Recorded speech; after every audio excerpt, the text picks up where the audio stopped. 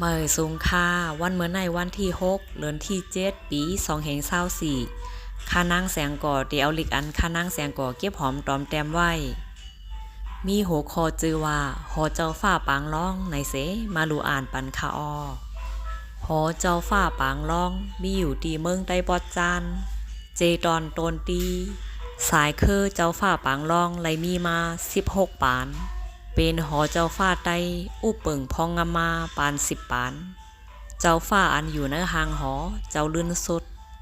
เป็นเจ้าโมเกี่ยวค่ะหอเจ้าฟ้ามีอายุ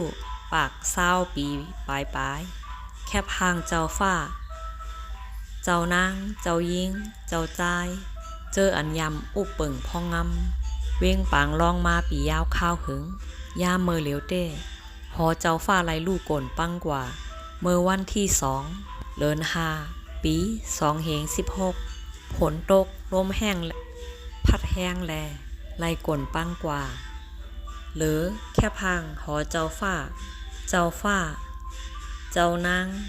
เจ้ายิงเจ้าจายเจอในเสเฮอเป็น